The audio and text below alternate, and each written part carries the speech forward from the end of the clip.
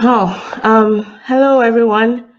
Welcome to the show. This is the Sibyl podcast, a podcast about culture and cultural nomads, designed for Blacks and Asians and those who love them. Hello. Hello. Oh, I can see you. I can see you. No, I cannot. I cannot.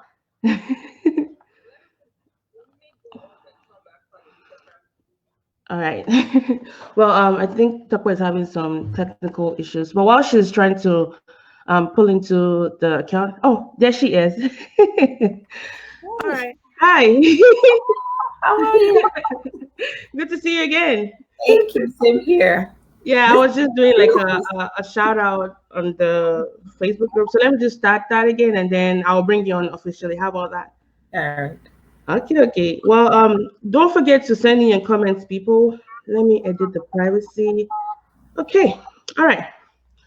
So welcome to the show, everyone. Thank you for joining us. I see the comments. Hi, Sister Inka. Hi, Maureen. Oh my gosh, Maureen. Oh wow. Okay. Morning. I remember.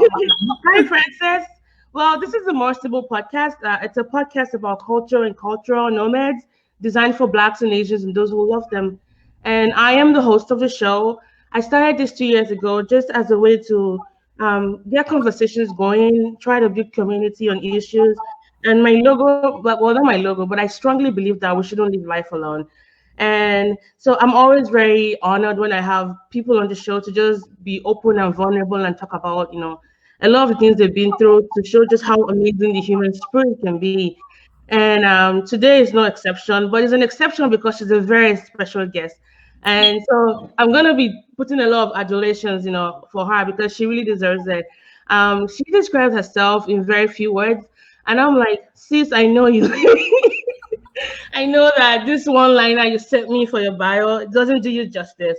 But let me just do a little bit of justice to who she really is, because she's really that phenomenal. So she describes herself as a dentist and a lover of Jesus, a mom, a sister, a friend. In addition to all of that goodness, I describe her as someone who is very intentional and someone who has a sense of just community and sisterhood. I've known her for a very long time. We actually went to college together. She was a senior in college with me, and we're in the same fellowship. And I remember always seeing her as someone that you could just go talk to about stuff, even though I didn't really talk to her about so many stuff because there's so many women around her. But every once in a while, she will have this women's, group where we'll sit down and talk about stuff. It was You don't know this, by the way, but it was true that I learned that how to like use a fork and knife properly. You actually brought Lola to that women's retreat that time to teach us how to use fork and knife. I don't even How remember. your mom saved like scraps of soap to like Ah, put in yeah, that there's so many tips. She's very hands-on. Even right now, when myself and T-Dog bought a house, we reached out to her like, hey, I need help with decoration. When my flowers were dying, when my trees were dying, it was Tope to the rescue. Anyways, without further ado, please join me in welcoming Dr. Temitope Odukoya to the show. And I'm gonna call her Tope because I'm sure she doesn't want me to call her Dr. Tope. Anyways, hello. thank you, Tolani. Sorry if I can just add. I have to say that thanks, Tolani, for all you're doing because your vulnerability has really helped a lot of us, learn to be vulnerable. So thanks for leading us with your vulnerability. Thank Thank you. you, thank you. And I just want to just start by saying, I mean, I can keep doing this. Thank you. But so let's put some ground rules down. When I bring people on the show like this, I try not to have like things we can't talk about because that also adds to the silence that about not talking about things. But there's a way to go about talking about issues like this, and I mean in a very respectful way. So what we're not gonna be doing today, even in our comments or questions, is bashing anybody. It's okay to feel angry at some of the things you're gonna hear. It's okay to feel like a sense of wrong has been done. That's okay. Express that. But let's not call out names. Let's not, do stuff disrespectfully for two reasons, actually for many reasons. The top one being, I mean, this and the antagonist of her story today is, I mean, he's still entitled to his legacy and his legitimacy, whatever the word is. And he's also the father of her, has a son who bears my name, by the way, not my full name, but the first two letters of my name. And so, and because we're respectful people, right? So please, in your comment sections, try to be respectful. Send in your questions. I'll try to, we'll try to go over your questions, but let's be very respectful, okay? All right. Let's start by just let's start with your childhood. What was growing up like? I do know a little bit about your story, but for those that don't know about you, let's just set that groundwork done. Okay. So I grew up mostly, well, I'll say mostly between Ibadan and Lagos. We, at least when I can remember, even though I wasn't born in Nigeria, but I grew up in Nigeria, and I grew up mostly in Ibadan until I was 10. And then we moved to Lagos. I would say, very sheltered child. My daddy's girlfriend. Very loved by my parents. I had a dad who was very loving, would not hit us, like that. I remember being beaten only twice in my life by my dad, and I still remember what I did till today. My mom, who is also very, very loving, was more of the disciplinarian in the house. And I remember as a teenager, just wondering, mommy, was I adopted? And but like I saw that it wasn't like she was partial. She was the disciplinarian in the house, loving us a lot. And so I didn't think it was love then, but now I can sit down with her and say thank you. So I grew up with a balanced mindset, where I knew my mom was a disciplinarian, but I knew my mom would do anything for me. I knew my dad loved me and my dad affirmed me. Like, I remember being in college and my dad would say that, like he will make sure I was comfortable. He will make sure like I was in such a place that, like, oh, you're studying and that's all you have to do. I don't want you stressed. I don't want you in lack, So my dad will take care of us. My mom will buy me clothes that even now I cannot buy for myself. Now I can sit down and yeah. So like I grew up, with my siblings and I are very, very close. My parents and I are very close. We can, like I saw my parents sit down together, Wow. argue a little bit, make up again. I saw laughter. I saw my dad tickle my mom. So like I grew up, see like a balance of even conflict resolution. Argue, you talk about it, you resolve things. So I kind of, I grew up also in a very academic environment. My dad is a dentist. Yeah. He's an orthodontist. My mom's a nurse. So we were at home talking medicine and dentistry almost all the time. Wow, you described your childhood, and I won't lie that I had a pang of jealousy there because that's the kind of childhood like we fantasize about. I mean, I grew up with both my parents. My parents are still together, but but different dynamic. My dad, and I've talked about the story openly. He wasn't very emotionally available, but I knew there was love. I mean, as I grew older, I realized that he could only love us the way he could love us. He wasn't very expressive. But you described your mom and dad, having like this lovers spat, and then you see them make up. You guys were very open. You talk, and the relationship with your siblings. That's as idyllic a childhood as you can get. Right? Yeah. Really good, really good, really good. So let's fast forward, a little bit down the line. So when you started thinking about marriage, and I asked that because we can skip out the bits in between. And I know from what I remember about you, you were someone that you would always. I mean, I likened you as someone that was wising beyond your years when you were in school, and I still see you as that kind of person. In that you always had these words to like help people get out of situations, and even in your dealings with us as women of CFG, then because we're both in the same fellowship together, and you're the vice president, you always had that word of wisdom. So, and I knew that marriage, when they had like speakers coming and we had like women's retreats, you always had those kind of words to say to us.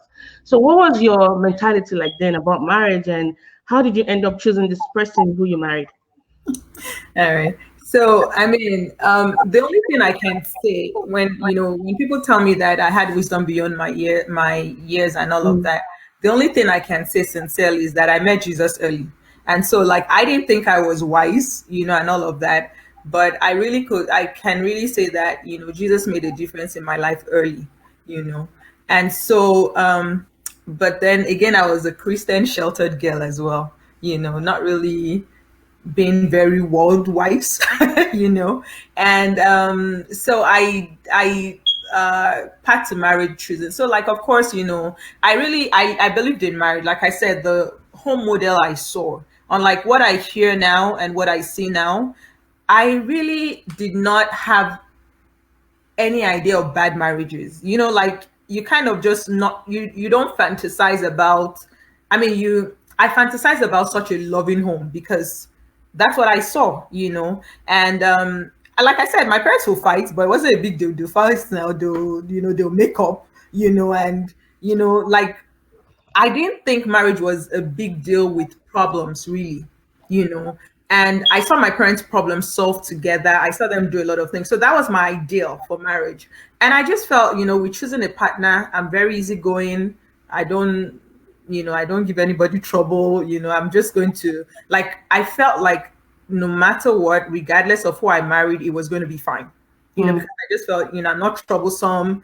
I'm not, like, I didn't think I'm like, okay, if you have challenges, you just talk about it, you walk through it. So I never really thought about, any huge challenge in marriage. And of course, I went into marriage with the ideal of marriage is a once in a lifetime thing, just get it right and all of that. The other thing that I have to say was I didn't believe in dating like that, which again, now I tell people if I had a chance, I would stay to the church, teach especially the naive and sheltered girls and boys, teach them a little more about the world, because I had really no idea. Like a lot of things that people used to say to me then just used to fly over my head because I mean, I didn't get it. I didn't understand what they were saying. So for me, I felt like I didn't want to date. I didn't want to, I just wanted to be with that one person. I wanted to date just the person I was going to get married to. And of course, like I now affirm myself a lot. I'm a very beautiful. Yeah. And I mean, for any one of us, for most of us, our impression about the outside world, marriage as an institution, is usually derived from what we see at home, whether functional or dysfunctional. And what we had was, it was healthy, it was perfect. And I don't think you should beat yourself so much in the fact that your impression about marriage was it was always going to be a happy one, because your parents were models and are still models for that. But I had a question for you to play devil's advocate a little bit. Would you say that along that line, just because of the expectations you had from your parents, which are not bad, is what do you think that created kind of like a high bar that it would have been very hard for not just you but your spouse to like meet? Because I say that because I had a friend in college who told me this, and I never forgot what she said. She was like, it's very hard for me to find somebody to marry because my dad has really spoiled that for me. He's the perfect dad, he's the perfect husband, and every guy I meet never meets up to that expectation. Is there any downside to having it all or having it good? I don't know. I didn't see it that way. Like I said, I didn't think my parents had a perfect marriage, but I thought they had a very good marriage. So like for me, like I said, I didn't think I had any specific standards. For me, my only standard sincerely was that the person should really be God-fearing and intelligent. I like intelligence, so like, I mean, for me, those were the only things I really looked to.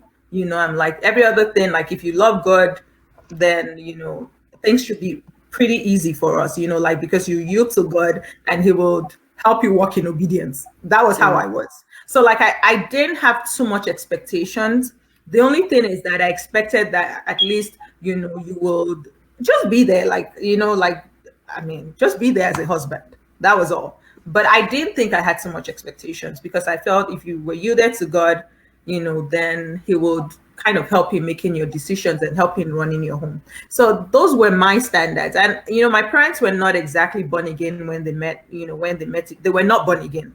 It was later on in life, but even their life, without Christ, you could still say, they still had, I mean, again, like I said, not like they did not have their troubles. My parents had their troubles, but I mean, they sorted it out together.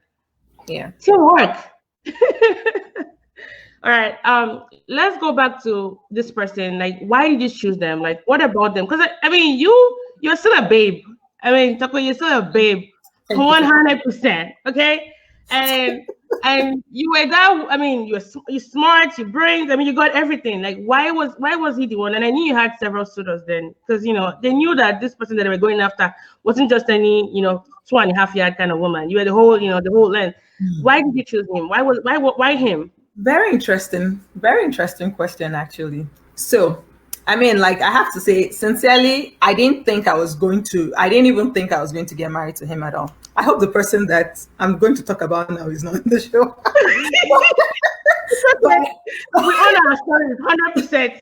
There was someone else that, I mean, I wasn't dating or anything like that, but I kind of was like, okay, maybe this person was going to be the person I was going to get married to. A few things happened along the line that I'm like, so it kind of made me not trust, and it was like in the Christian fold thing, so like, I'm like, maybe I really need to be careful with guys, and I don't want to tell the story, because if I tell the story, it will be very obvious who the person was. But yeah, but I mean, that really hurt me a lot at that time, and this other person had come to me in the past, and I'm like, what? This person is quiet. But again, I said, for me, the standard was just be God-fearing. If you're God-fearing, I'm good. And when I felt hurt by this other person, now just thinking about it, or just down the line, I kind of think, I mean, now when I think about it, I think I chose him because I was hurting. And it was like, well, if this person was going to hurt me that way, at least this other person looks like I mean, that one has come out. This person has come out and said, kind of like that kind of stuff. Like, and I'm like, well, and he's a Christian. We grew up together. We went to camps together, teenage camps together growing up, so like, why not, exploit? And like I said, I'm simple. So like, I'm like, exploit. And, we did cut for 2.5 years. And sincerely, at least I'll say for 2 years of the 2.5 years, I was just a bookworm, wanting to, not wanting not wanting my books to suffer because I was in a relationship. Yeah. So I spent a lot of time with my books, trying to still prove myself and all of that. So I guess all that didn't really give me the opportunity to know him well, like I showed. So like so why did I choose him? Thank you. And because I still have other questions. So I know you guys are family friends for all intents and purposes, because you grew up in similar circles, right? We were not family friends, but we were not family friends, but we kind of, I grew up basically on Unilag campus. So so his dad was a professor and mine as well. So, okay. When you guys had your dates, did you guys have time together to like kind of see how he interacted with other people, or it was always within another, like a family setting? Like he would come to your house, he'll sit on the couch, so you never really got to see how he interacted with everybody else? So then I thought it was just because he was quiet, but he really didn't like settings with other people. I mean, he spent a lot of time with my family, but I would say there was a lot more alone time. Like maybe, comes to campus after work and take a walk. Maybe we just say hello to people around, on the way, but nothing more, like it wasn't really till much later towards the end that I really began to see more of his interactions with a few people. I mean, and just thinking about that now, a few of the interactions I was a little, uncomfortable with, basically. But I mean, it wasn't a shouting something is wrong, I mean, I didn't get any of those interactions, at that time, but I did not think, I mean, like, I'm like, maybe you should have behaved better. But again, I was simple. So for me, I'm like, maybe it just wasn't a bad mood. Maybe, And I'm sorry I have to ask this right away, because we know that there was a lot of domestic violence that happened in the marriage. Yeah, in the marriage, yes. Looking back now, like, how they say hindsight is always 20/20. Looking at how you guys did, was there any red flag that you probably ignored? And I just have to ask this because I know is what's curious on everybody's minds. Like, was there any red flags, especially for those that might be in a relationship, so they can start knowing how to like prepare for their exit plan? So I guess one of the things that I now see as a red flag was that he wasn't really intentional. It wasn't like, for me, I was like, okay, I'm a, you know, Christian girl. So like I didn't really want to go to his house. But he didn't really encourage that either. Like he was kind of a little shielding me from his family, you know. Mm, So now I kind of, see that. And then I remember, so like again, I said I thought things were really perfect until after our family introduction, mm, when we started planning towards the wedding. That was when we started having like a little fight, which was after 2 years, you know. So that's when we started having a little fight. But I that's remember so part of it. Yeah.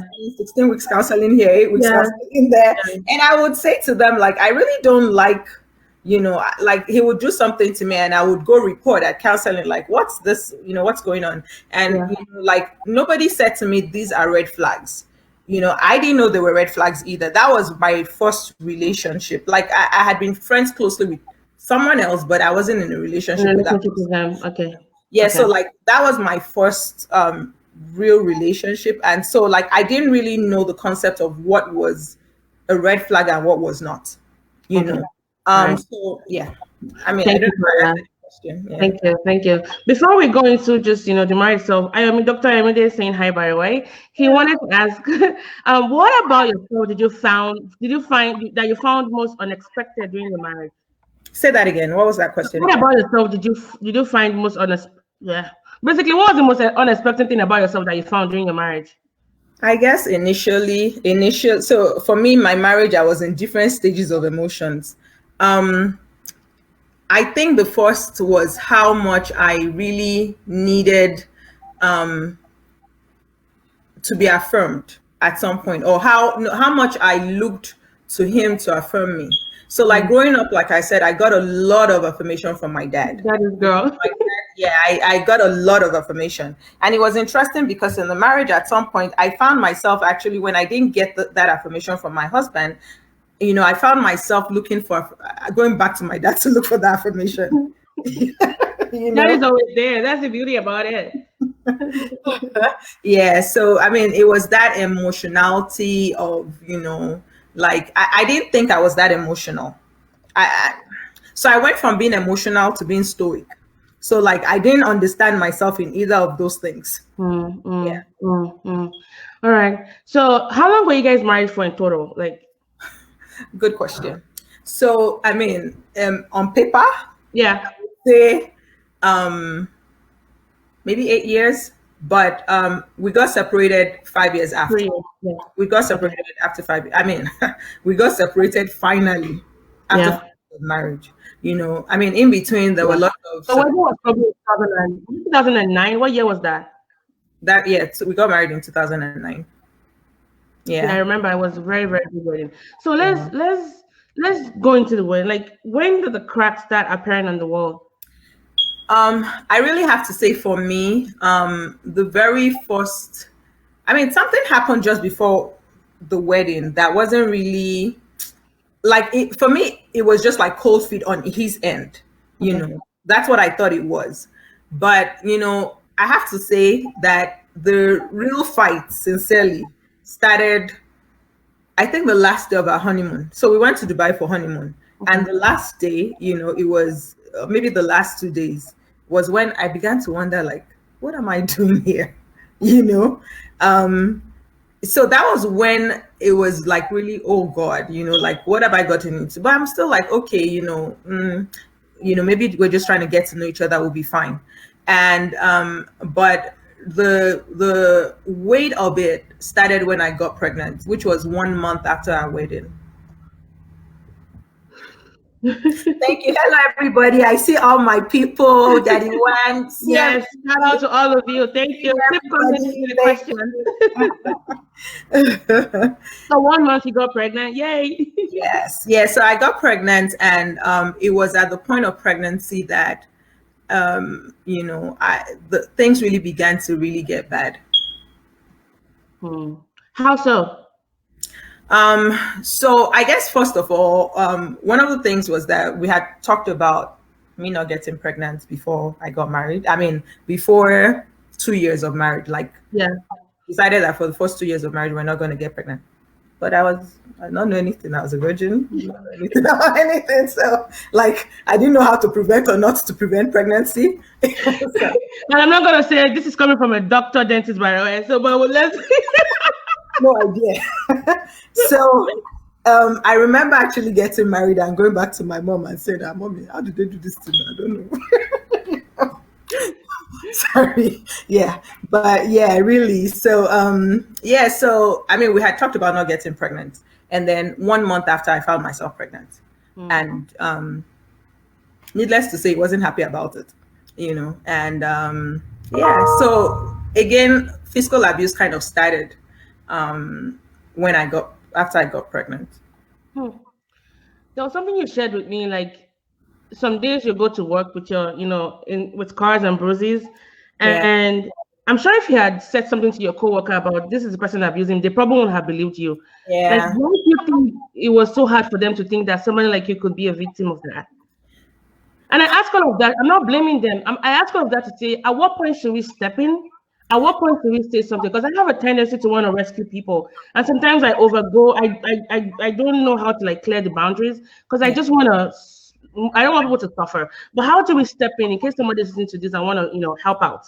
Yeah. So I guess sometimes it's good to call people aside and ask questions. Let me be truthful. Even at that point, if anybody had asked me any question, I would not have said anything. Initially, sincerely, when all of this has started. It was a rhetoric question, by the way. You have to answer. Say that again. Sorry, it was like a rhetoric question. I kind of know why in a little bit, but just go ahead. Yeah. I see my mommy and daddy's here. So I have mommy and daddy. So they're Mexican, they're Chilean.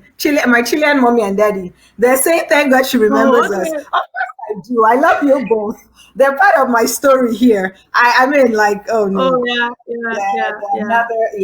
Buenos días. Good to see you. Yeah. So what was the question again? Sorry. Oh yeah. So like to call them aside and talk to them.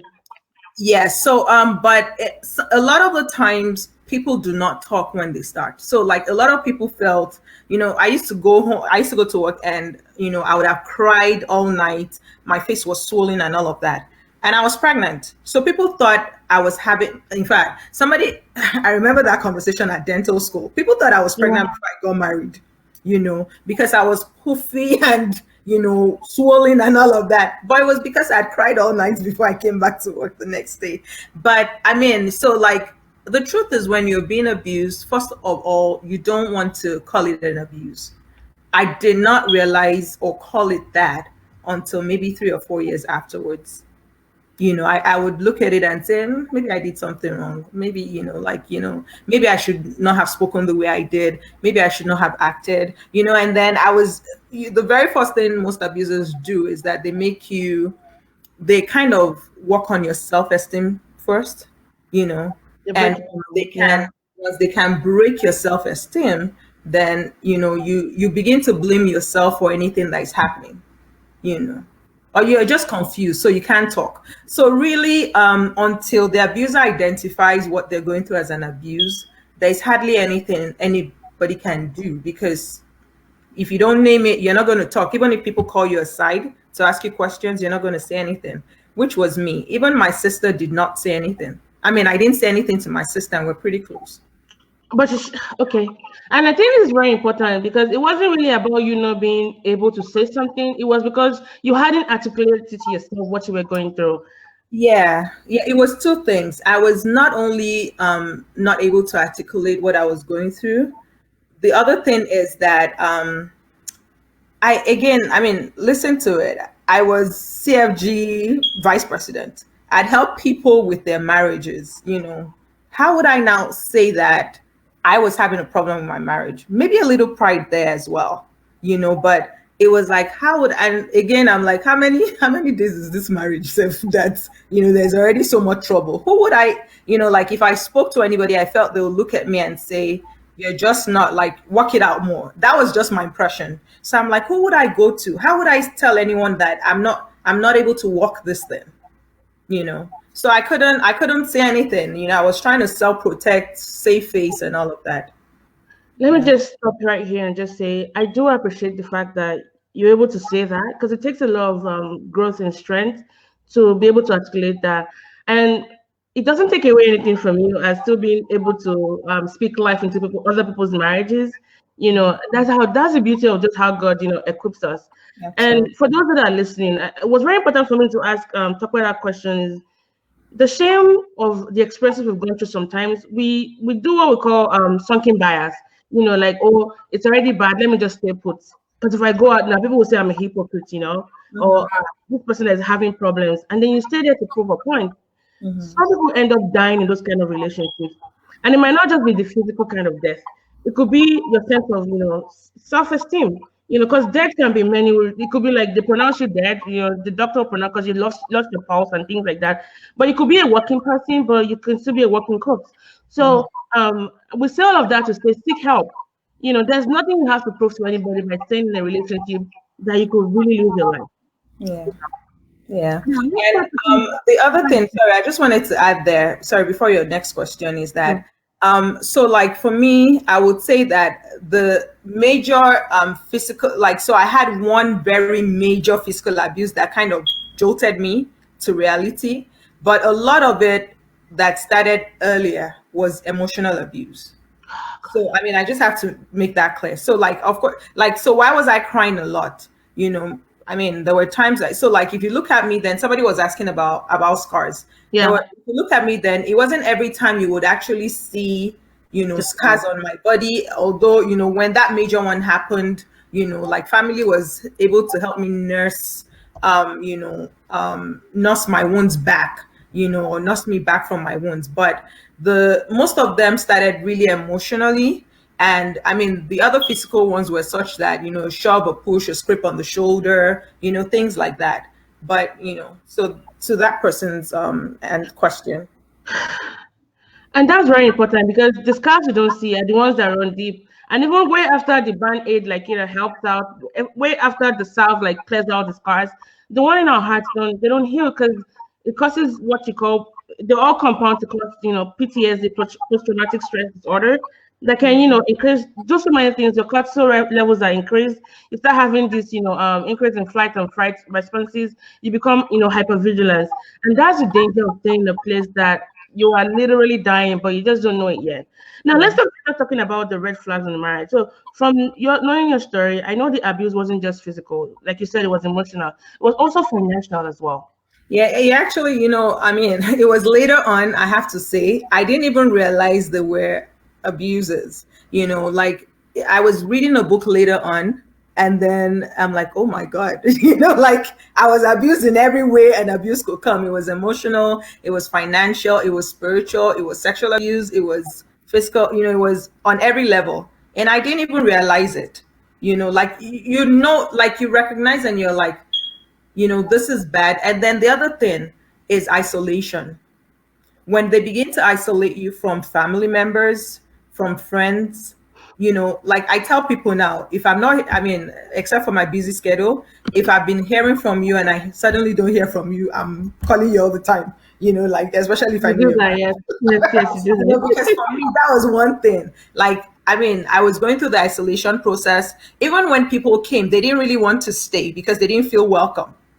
And for me, I grew up in a house where my house was always full. We always had people that I used to complain about. But my sister came maybe once, to my house, and my sister couldn't, like, the next day she was like, she was ready to leave, and I don't think she ever visited us again after that.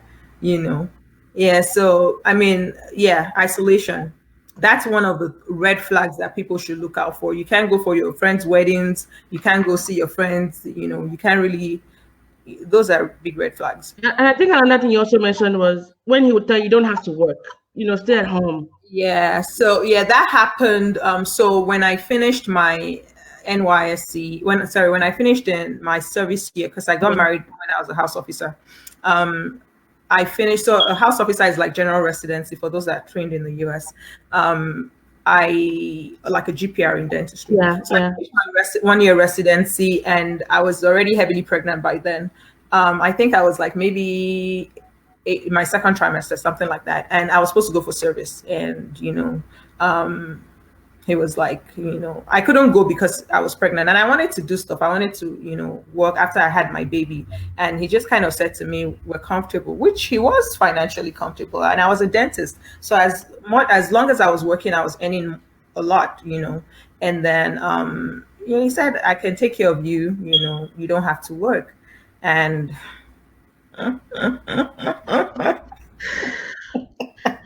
Oh my gosh. Another thing you also mentioned was the unrealistic demands. His food had to be prepared a certain way. And then with you having a baby, when the baby finally came, the things you had to do in the house.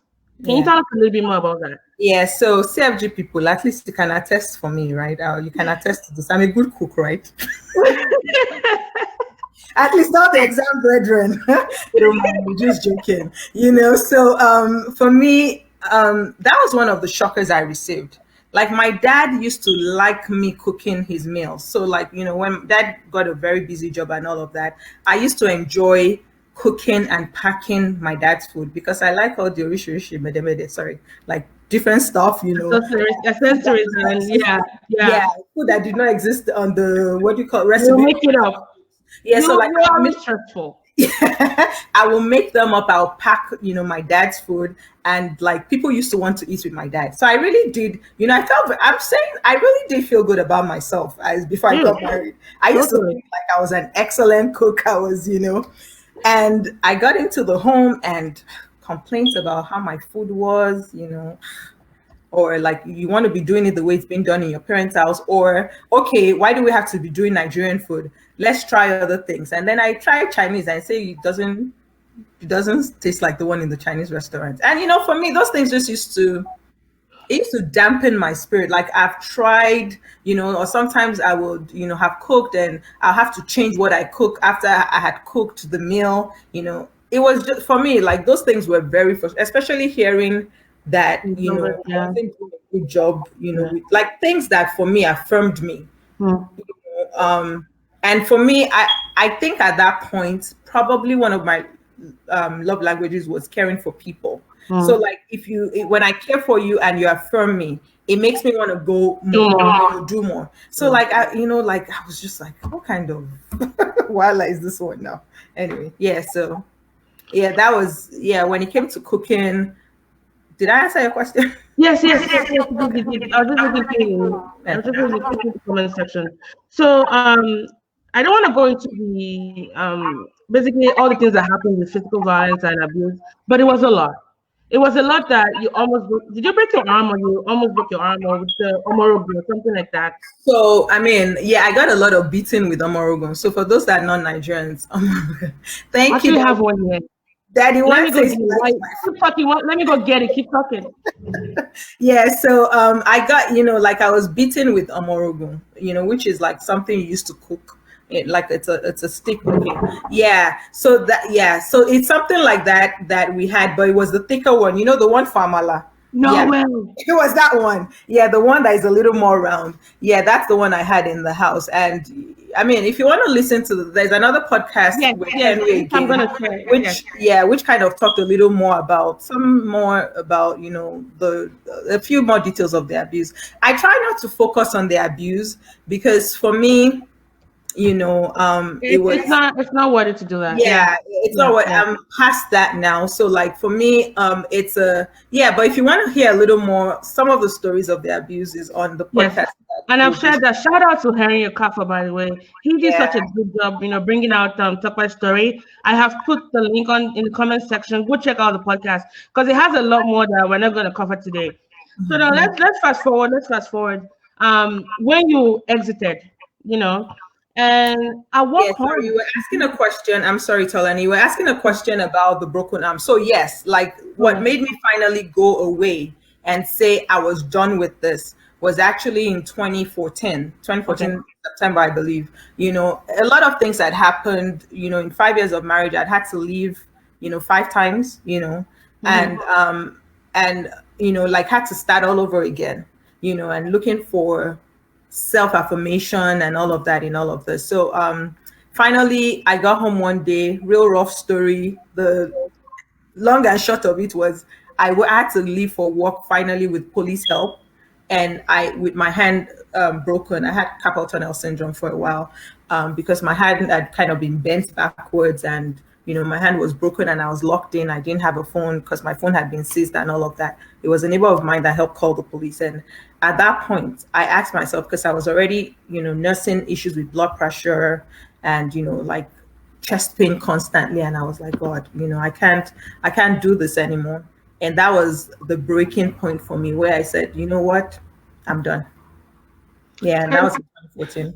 And that's important, because when we think about abuse, you just think of, oh, well, physical, but look at the effect on it, the somatic effect, even the effect it was having on I can imagine your sleep, your blood pressure, and then the chest pain you're feeling. That's, those are like signs right there. And so not signs, yeah, but signs and effect and the impact of, being in such a toxic environment. Yeah. So now you guys now moved to the US, right? And I remember you had said that you were thinking that maybe a change of environment might really, really help. Yeah. Can you put a little bit of light to that? And I want to say that because people think that when you're in the abroad, all your problems, they're solved, because the abroad is always good. So there was one major. Okay, so this was I just told you about the major event that happened here. So one major event happened in Nigeria actually before we moved to the US. Okay, that was after I had my son. At that point, we're separated for like 7 months, and during that separation, I just kind of, like 7 months, I just was like, I'm done with this. I can't do this. It was an hour of beating with the morogun, ended up with cartoon slaps. Sorry. Now I'm laughing. Yeah, you described that in Harry's episode, like you started seeing stars. Yeah, and then he pulled a knife at me, and it was at that point I'm like, okay,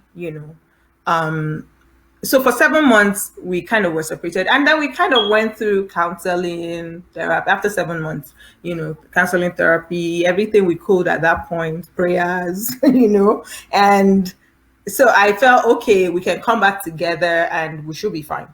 And so it was at the point when we were separated, I already started working because, of course, like my self-esteem was flat on the floor. My person, like I felt like I'd lost my person and I was a shadow of myself. I couldn't talk to my friends. I couldn't tell people. At that point, of course, family knew what was going on, okay. But I couldn't tell any other person what I was going through. So I decided that I wanted to go abroad, like I wanted to go and do my residency, like pick up my life again. So it was during the separation that I actually applied for my residency training here. And we got back together and Before we start talking about the abroad one, I had 2 questions. Like we can answer that quickly. So someone wants to know, was there a huge age difference between you and your partner that could have created some form of power imbalance? No, he was 4 years older. Okay. All right. Did your husband help with your son, like in raising him? I know the answer to that, but I'll let you answer it. Well, that was that one during Harry's episode. Like when the child is crying, he would tell you guys to just leave the room or something. Yeah, so of course I was the non-working wife now. I was the housewife.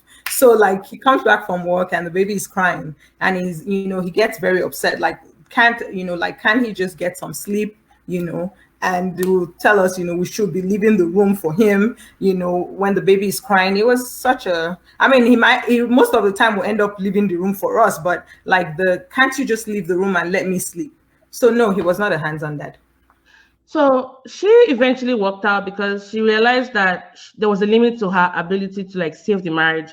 And I say this because as Christians, sometimes we throw like Bible verses like, oh, have you fireproofed the marriage? Have you prayed about it? Have you done all of that? As you can tell, this is a godly woman of God, and she had a lot of people surrounding her. And she walked away temporarily to see if there could be like a way to salvage the marriage. But of course, the other person wasn't willing to put in a lot of work into it. And now she's walked away permanently. So fine, we know that God hates divorce, but God also hates battery and, hitting people and, attempted murder on people's lives. So when we're having these conversations with people, and we're still going to talk about church and, how we Christians sometimes we fail to be like that source of encouragement to those that are going through this. But I'm curious to know, when you moved to the US, I remember that was something you said, like you put all of your money and all of that into, like he was basically responsible for the finances. Yeah. And the suffering even intensified because we know that in the US here, far from what most people believe, you are always paycheck away from being homeless. And there's no family to go run to. There's no, landlord, I beg, give us time, we'll pay rent. How worse did it get for you when you moved to the US? Thinking it was going to get better? Yeah, no, I have to say, I think that was the eye opener for me because in Nigeria, my parents' family home was always a refuge, place of refuge for me. But here, there was initially no place of refuge to run to. But I mean, I shout out to church family here. I mean, when I had to walk out the very first time, because I walked, I'm not serious, right? I It's walked okay. out No, no, first no, it's okay. It's before I okay. finally walked out. Yeah. It's okay. So, so I remember the first time and a church, I mean, they became another parent. So I have many American It's parents. okay. So they were the people that took me Blessed in are at you. that point. Yeah. Yeah. Yeah. So it really it got worse here. And I think the reality of not having buffers, Okay. really hit home when I got here. All right. So you began your residency here, and I wanted to bring that out in that. And I've seen a lot of comments that are saying, "Well, I can't believe she went through that. It's unbelievable." That's the thing about abuse. No, but it doesn't show really, and you don't know what people are going through unless they open up to you. And Yeah. there's something you said during Henry's podcast, and it was like you wanted to prove that you could still do something. That was why you went for your residency, Yeah. and when that was happening, like, did anybody from work notice? Like, how were you able to get out of the situation while in the US?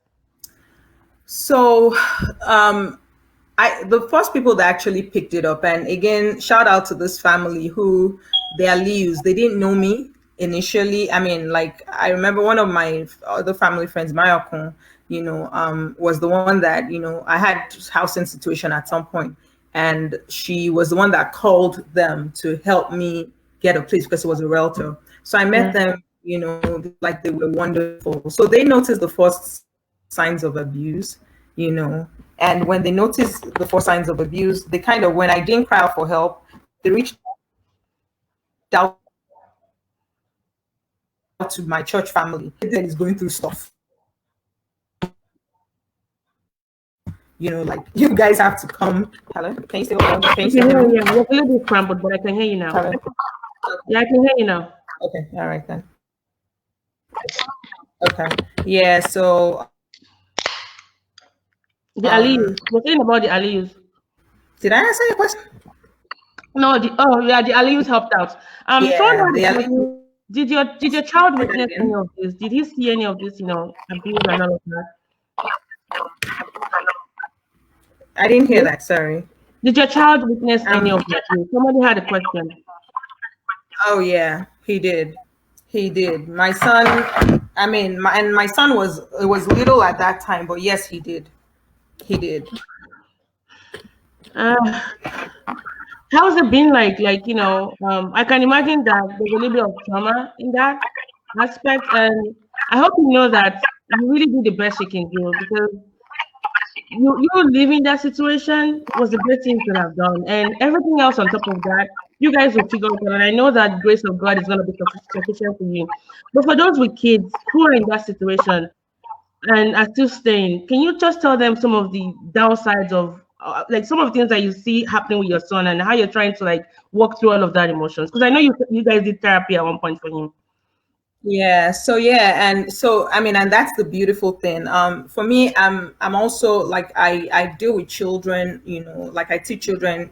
And from at church, and so for me, one of the things that I was able to see was that I was able to see other kids. I guess because of my experience, I was able to identify kids that were going through problems in their home, and it made me realize that wow, if my son is behaving in a particular way, I needed to get him help. So I got a Christian counselor while I was still going through trying to heal. I knew that more importantly, I mean, I could try and walk through my healing, but my child was, by the time we left, finally he was 4, you know. But he had seen a lot of these things. He had tried to rescue me, in some of those instances, and yeah, so like get help. So the thing is, we don't think too much about the kids, but like I told myself, I made the choice to marry my ex-husband. My son did not make that choice. So like I had to think about him a lot. Again, he was the reason why, it was the reason why I kept going back at first, but it was also the reason why I finally left. Because I said to myself initially, like, oh, I wanted, my son to have his father in his life. I didn't want him to become a statistics, of people that go through divorce and then have a rough life. And at the end of the day, I saw that it wasn't healthy for him either. Okay, I don't know. I can't find Tolani again. But yeah, I didn't want him to grow up in that situation continuously. And at the end of the day, I realized that it wasn't healthy for him to be in that situation. And I said to myself, you know what, you're staying for him, but it's actually better if you leave for him. Yes, I know everybody can see and hear me, so I will try and see if I can go through any of the comments. And how do you get your son to cope? How do you explain all this to a kid? Yeah, so initially I didn't say anything to him, but my son started having questions, and he will ask me questions. One of the things I wanted to encourage us is that we should we should be careful not bashing the parent, because whether we like it or not, either the woman or the man, because abuse can happen on any end, is that we are honest to the kids without bashing the other parent. So if my son says to me, like, if he remembers something and says, I saw daddy do this to you, I will tell him, I'm sorry you did see that happen, and it won't happen again. And when he says things to me like, why are we not together? I would love to see my mom and dad together. And I would say to him, things happen. Sometimes adults don't make the right decisions. And when they don't make the right decisions, there are consequences. So you turn it into a life lesson. So I taught my son, I said, that's why I always teach you to be good. For being good, there are consequences. For being bad, there are consequences. So more when adults or children don't make the right decisions, there are consequences. So without actually bashing his dad, I kind of answered his questions, apologized for the things he saw and told him we're in a good place. We cannot, that situation, you won't find it happen again. So yeah, basically, being honest with the kids, but at the same time, not bashing. Because I had to tell my son a lot of the times, it's okay, mommy and dad are not on good terms, but daddy still loves you. I don't know if that's true, but I used to say that. Sorry, I don't mean that. That was a joke. But I'm saying, don't try not to bash the kids. Let them see themselves and make up their mind. It's not easy sometimes because, sometimes you go through the emotions of, how would this person do this? Not just in the past, but continuously. And you're just asking yourself, I just want to be harsh on and tell my son the truth. But I also had to learn to be careful. Yeah, let me see if I see any other questions. Tolani is having some internet issues. She says she'll be right back. Hi, sis. All right. Hi. Sorry, my internet, I don't know, got wonky. I had to connect my phone as a hotspot. Are you still able to hear me? Yes. Yeah, sorry. I think the last thing we were talking about was your child and just, the trauma and how you've been processing that. I think you said something about church, observing other kids and all of that.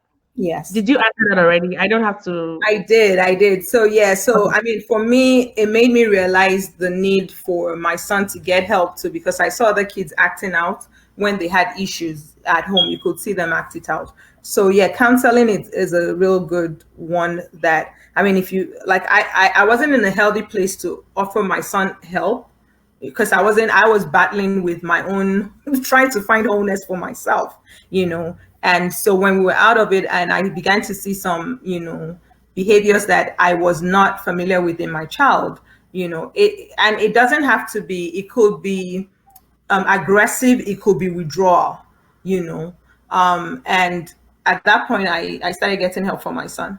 Yeah. Okay. And God bless the Aliyus for starting all of this. Someone had a question. Jessica had a question. Do you think this affected your mothering skills? How has it been affected by all of this? Like the way you mother your child? I was initially a very extreme, my son was like the center of my world. You couldn't touch him, the only tree in my forest. But, I had to, at some point, say to myself, I also have to learn to let him be a responsible young man, and like now I look at him, he's so loving, and he's very protective of me, that I know, very loving, very protective of his mom. But I had to balance between letting him enjoy his childhood, and letting him be him. So like we have a tendency when kids go through things to want to overprotect them, and sometimes we do that to the detriment of the kids. So like let them still live a normal lifestyle. What I do for my son is I also let, like, I couldn't provide a healthy home environment for him to see, but I had friends that had loving homes. So I would let him go on play dates, with families like that. So he saw the setting of what a proper home should look like. Sorry, Tolani, you're on mute. You're on Can you mute. hear me better now? Yes. Yes. Sorry. Yeah, I like that. I like that. Thanks for pointing that out. And that's like people, people can hurt us, but people can also help us, towards that what's the word, path to healing and redemption. And you can't say because somebody has hurt you in the past, you're going to avoid people altogether. Because without community, there's only so much we can go. There are people that do good things and bad things, but all of this is just say, don't shut yourself out after trying to after going through such a level of abuse, because your redemption lies in God's hands. But people can model that for you. Yeah. Yeah. And Tara had this question: why was there even counseling with domestic violence? How do we create a balance between search for redemption in that situation and the risk of death in church? I know it's not easy, but where's the balance? Because you could have died. And I hear you. I mean, for me, sincerely, I I'm a product of grace. That so I tell people, don't try this at home. Like you don't have to go through what I went through for you to come out. But for me, again, like I said, I didn't name it. I didn't call it abuse. I didn't Yeah. really realize it was until 5 years down the line. I didn't call it what it was. So because of that, but then again, I have to Your voice is breaking. say, Hello? Hello?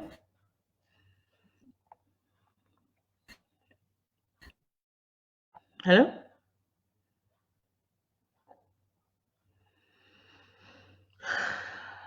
I cannot hear you. Hello? some people are abusive.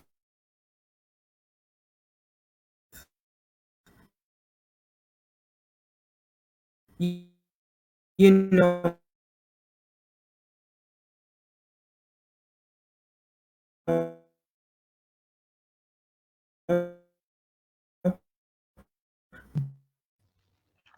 Hello? Hello? but Yeah, your voice is kind of like. that I've done, especially with initial separation, they Yeah. realize that there is a problem. Okay, so because we're having technical difficulties. This is one of the things that happens when we are bored. It's not always quite easy. We do have issues with this. But keep on with your question. Yeah, not your sure about that. Can be helped. Um, I'll tell her that, Dr. Emily. Yes, we do need to have both of these. Yeah. Yeah, I would ask her to repeat herself. To keep asking a question. At what point something is wrong with police? Let's see. I'll ask her that. No, she's not in my yet, though. We're going to talk about that. Think about question, looking at a question, looking at a question. Thank you all for being, I like the questions. I like how respectful and thoughtful you guys have been. That's really good. Keep on coming. Let me see if I can try to bring her back in. You good?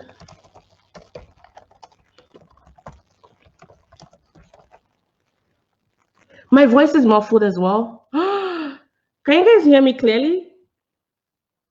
Ha ha ha. Jane says they have good internet in Nigeria. Of course. Nigeria always has the best kind of things. People, internet, food. Oh, my voice is a bit muffled. Oh, okay, hold on. Hey sis, you're in computer froze. Oh, it's fine, it's fine. Just take your time. I'm still here. I'll just keep reading the comments.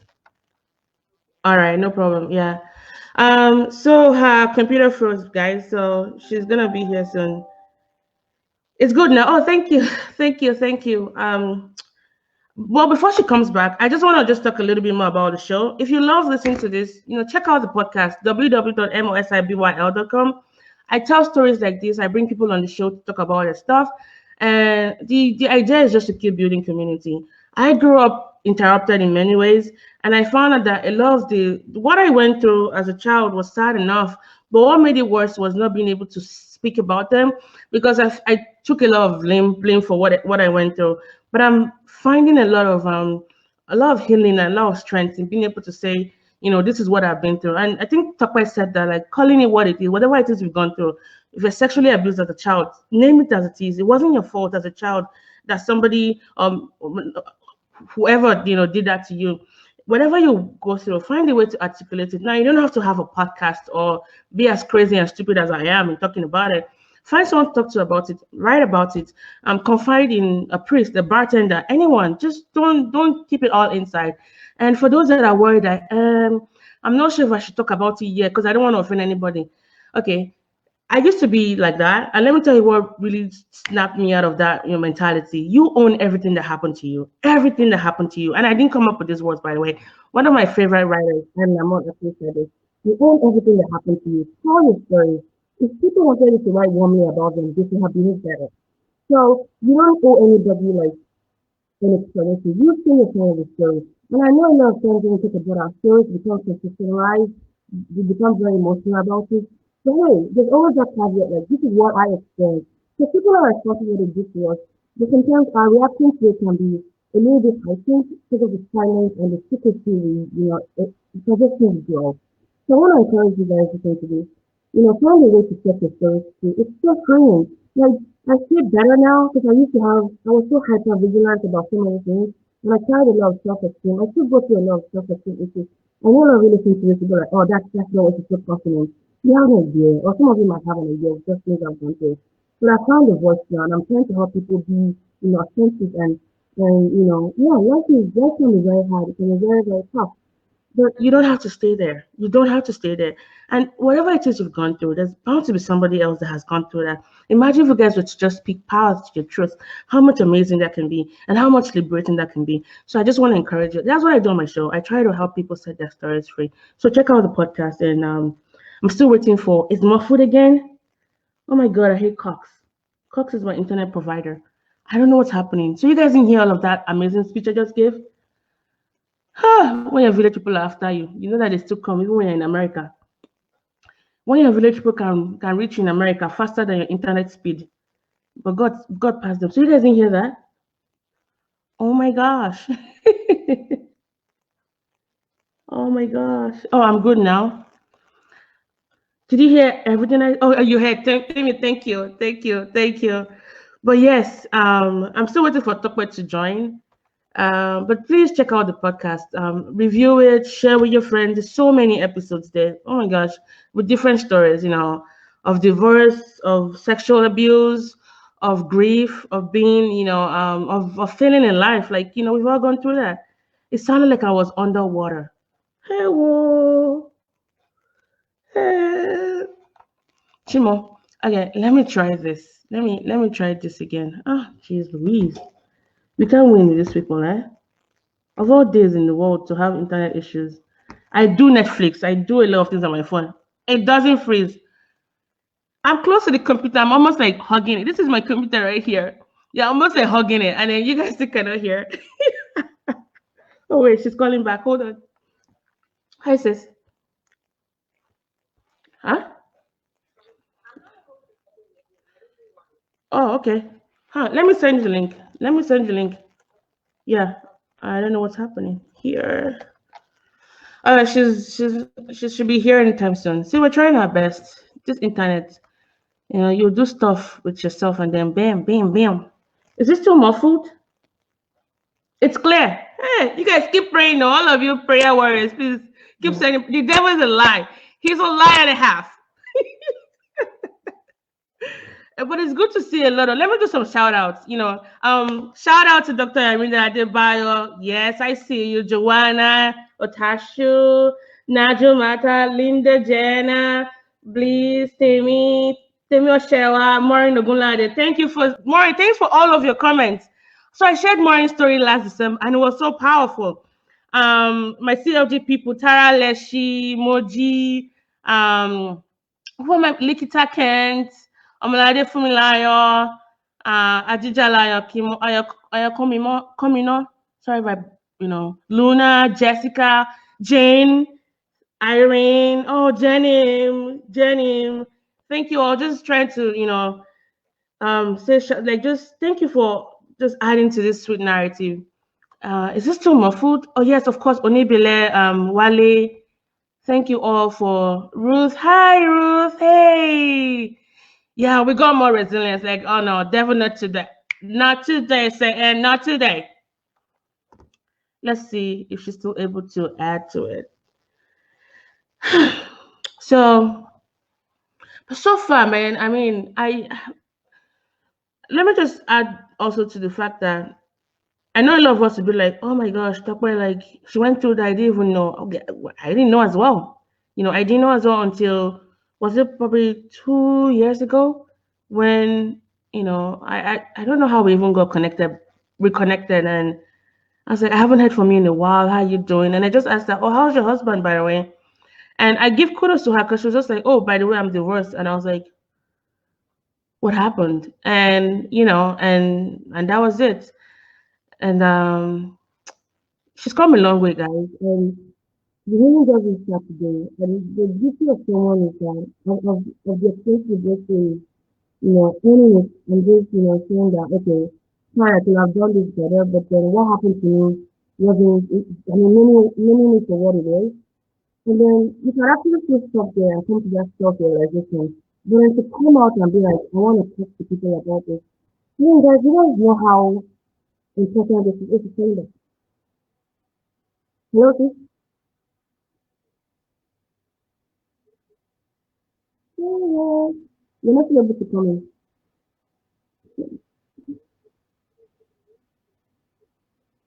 Not every guy, like, senior, go to the senior link. Oh, really? What is it?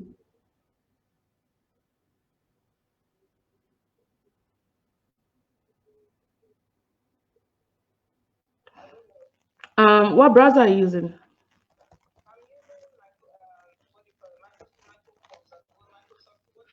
Mozilla? Can you try Google Chrome? Can you try Google Chrome? Ooh.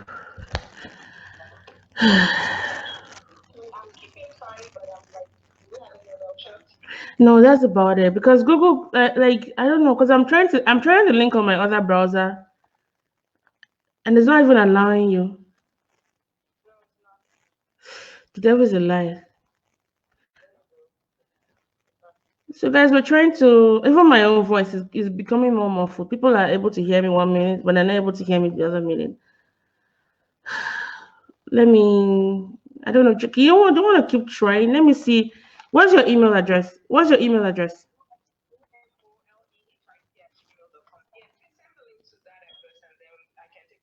Okay, let me try. Sorry, can you text that stuff to my WhatsApp, your email address?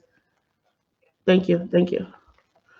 All right, guys, we're still trying to troubleshoot. So now it's not even letting her like enter the studio, which is really weird. Omole. Okay, let's see that. Okay, let's try this other way. Well, you guys don't go yet. There's a part where there's other questions I have for her that I think, just to wrap it up. But there's some questions about remarriage, about forgiveness, about how to when to start even thinking of moving on and all of that. So yeah, let's all go back in Jesus' name. Thank you, thank you. Yes, yes, yes. It is just not to be straight line. Yeah, let's start binding. MSM, reduce, all of you, Catholics, all of us stop playing. Even the Muslims stop playing. The whole day, I've done this most times. I won't do that in my dreams. More history. And the time want to go, like, be more bold in our stories, the devil tries to say, okay, it's okay. You stop it, you don't,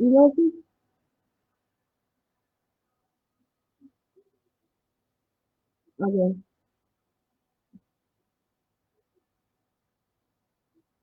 try it on your phone and see if it works.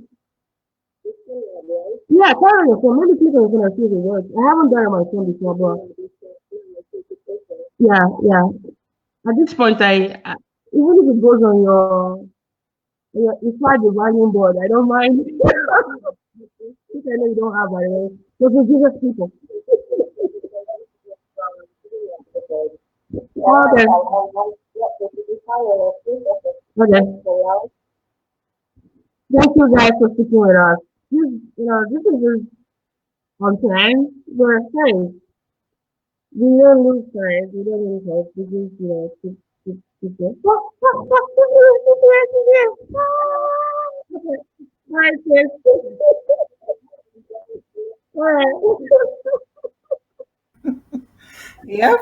Yay! I don't know what happened there. It's okay. It's okay. It's okay. Um, I think the last one was the previous question was with the one Tara asked about why was there even a need for counseling, given that it was physical violence? Like at Yeah. what point as a church do we like say no, separate them versus let's provide them and let's hope for the best. Yeah, so like I said, again, I didn't used to talk out. So initially, nobody knew I was going through physical violence. They thought it was just, I mean, they didn't know there was the physical violence component of it. They Yeah. just thought husband and wife fighting. So like, or having disagreements and maybe not matured enough to resolve their conflicts. So I think that, like, again, if we don't speak up, like, I really cannot blame the church, because if we don't speak up as people that are being abused, there's nothing much that the church can do for you. Nobody wants to be the one stepping in. But I have to say, immediately, at least when my pastor realized, and my pastor said, God bless you, Pastor Fumi, I love you. Pastor Fumi is such that she does not she will tell you she preaches against domestic violence. When she heard it, she was like, even if you guys are going to separate for a while. So I was saying that, that again, we have to speak up as abusers, which is abuses. Is that the word? If No, no, survivors, survivors. Yeah, survivors. We have to speak out, because if you don't speak out, nobody can help you. But it's very difficult to speak out. I have to say, the shame, the everything. You don't want to talk. Yeah. Anyway, I'm hoping this doesn't go, because I'm already seeing it kind of going in and out again. Yeah, Well, but then we need to speak out. But yeah. then for people, I think the best thing is, for someone like me now, I'm now able to see past and identify people that have been abused, and then I can call them and talk to them, and kind of, You're frozen. you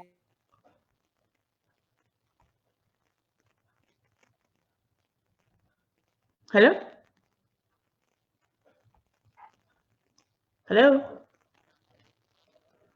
know, Hello? Hello?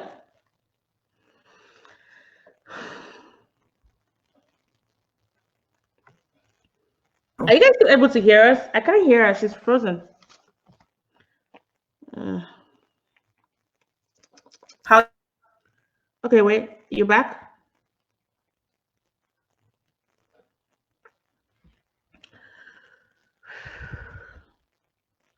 do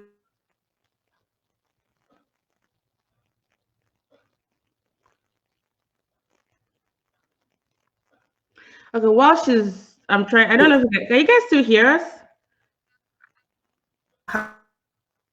Oh no, no, you're frozen. I can't even hear you. Are you able to hear us? Oh, you can hear me. Okay, can you hear Tope? can Sis, I can hear you. Oh, Tope is frozen. Yeah. Well, while she's still trying to come back, can you just let me know what you think about this discussion so far? And we should be rounding off like in 15 minutes time, and I want to take other questions you might have.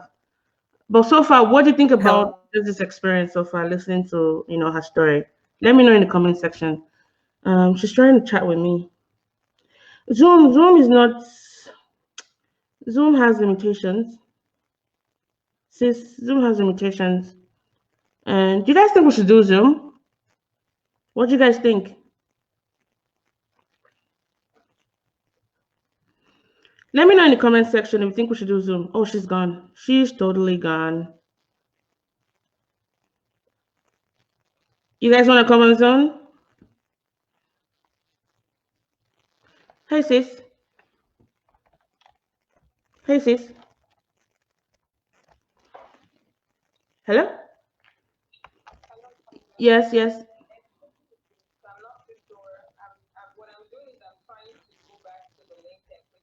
Okay, yeah.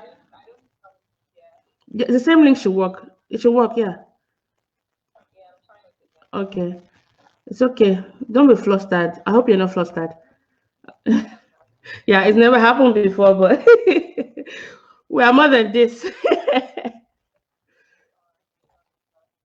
Thank you. Thank you. Let me just see how copy password and then.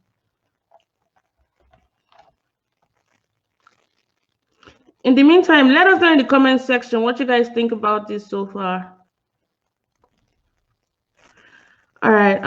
In the meantime, I'm also setting up a Zoom conversation. Yeah, let's just do Zoom, just in case. Let me just do Zoom. Yeah, we're gonna go to Zoom. I'm gonna send the link. See, everybody knows what Zoom is like. I can't start saying, you know what Zoom is. Since I'll send you the link, and then yeah, let's go to Zoom. All right. Yeah.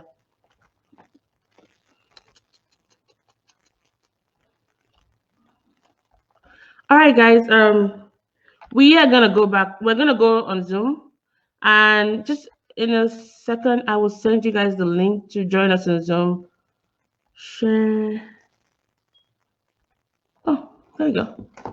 All right. So I'm posting the link on Facebook, guys. Just come join us on Zoom. 1 second. Okay, sis, check your stuff. I put the link on Zoom on the WhatsApp group, WhatsApp page for you. Oh, sorry, I sent to the wrong person. Oh, my Nigerian say what's up? Check out what's up. Okay, guys. Check the comment section. Come join us on Zoom. Facebook, we out. Yes, thank you for your takeaway. It's a great story. Hey girl, don't be traumatized. The idea On help. For me to be able to keep moving on in life, I needed to forgive him, and I made that choice. It was independent apologizing. It had nothing to do with him apologizing or not apologizing to me. I made the choice at some point, and it was very difficult. I had to say it over and over again because sincerely, and I'm being very honest here, initially, just the main mention of him, I wish I could just strangle him, or I wish he would just have an accident or something like that, Yeah. But at the end of the day, all that bitterness was just affecting me more, and I realized that as I was walking through the process of forgiveness, my life was becoming better too, Yeah. but it kind of, started with I going before God and saying, God, I really do need to let go. I really do need to let go. And, I've seen my life become much better for the choice to forgive. I commend you and I asked that because number one, forgiveness is not something you should consider doing. We have to do it, but it's difficult. And for you, it's not just I forgive him and move on. You're still having to interact with this person. Yeah. You're still co-parenting with them, and even having to talk to your child about why is daddy not coming home anymore. How do you have those honest conversations with him about here's why? And he's still young. Like, you need to also shoulder him, like shelter him from some of the things you're going through, because you don't want him to you never want to portray this person in a bad light, even though they might deserve it. And but you know that for you had to forgive, because it was more for you than for him. Because he would, I bet he's never even apologized. I bet I don't want to even spend time talking about him. But you knew it was something you had to do. Absolutely. I mean, to be honest, it wasn't like he did not say I'm sorry, but his I'm sorry was okay, I'm sorry, come back. Do you understand? And yeah. So like for me, it had been things like, for me, I'm actually, my language of apology is regret. I'm sorry.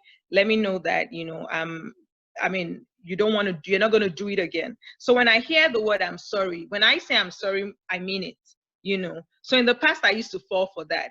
And then I saw, okay, this person with this controlling, manipulative disorder, problems, you have said to me you're sorry a lot in the past, but every time I came back to you, I was more hurt than begin to tell myself that not everybody's I'm sorry really meant I'm sorry. So when I said to him, oh, you're sorry, I'm really sorry. I'm sorry for you as well, And then like he started reacting back, and I'm like, oh, really? I see how sorry you really were, And so, yeah. So, but then again, like I said, and for me, it's a sincerely daily, I forgive you.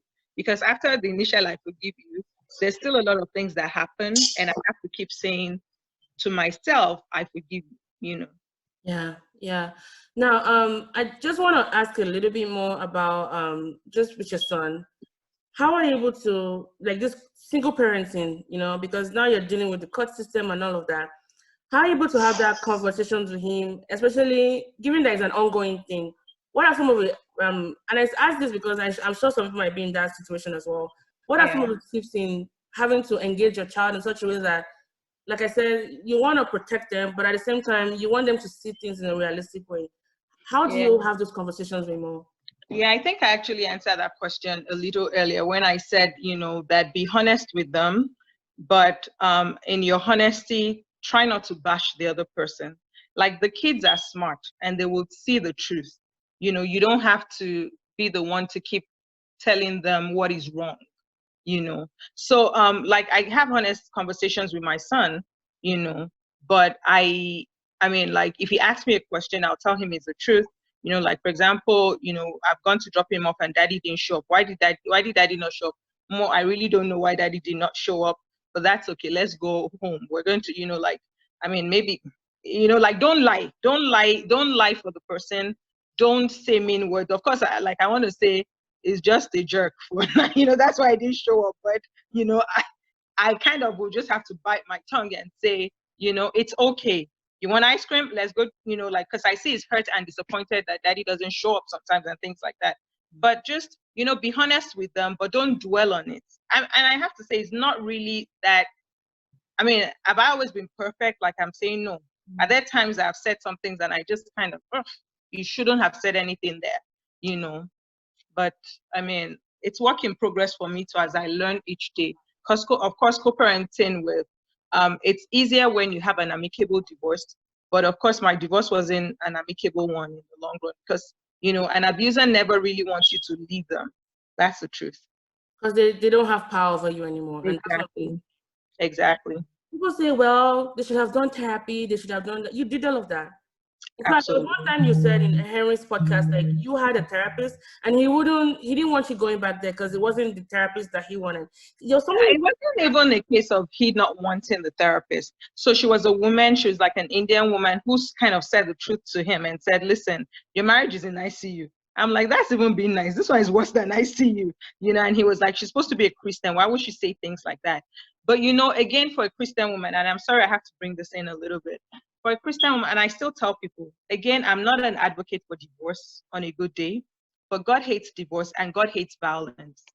Do you understand? So, like, God values us and values your life so much, as an individual. So I tell people, do you think really God wants you dead?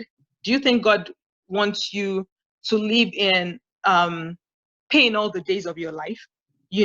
For me, first, like I said, people ask me how I went on in life after all of this. Yes. I found Jesus. first. Like I reconnected to God, and I began to find I found peace, and I found myself in God. And after finding myself in God, then I found me, and that was the way I was able to move on. I don't know why I digressed into that. I was talking about something else. No, it's still part of it. And I say all of that to say that, remember when I had that conversation, you had said that way before you got married, your identity was, being married. Like, you wanted to be married. Yeah. And you didn't tie your identity to, I mean, even as a Christian, I know that you still believed in God and all of that. But when you focus your identity on being a wife, but now you've turned all of that upside all around, like to focus more on God. Like, if I can make sure my relationship is solid with God and I find my identity in Him, whether I'm married or not, it still doesn't matter for me. Absolutely. That's very important, because I know that as women, especially Nigerian women, or wherever this cultural, pressures abound, at a certain age, you should be married, you should have kids, and if you're divorced, oh my gosh, hey, don't talk about that. Yeah. Right. Sorry, the questions coming up here. Yes.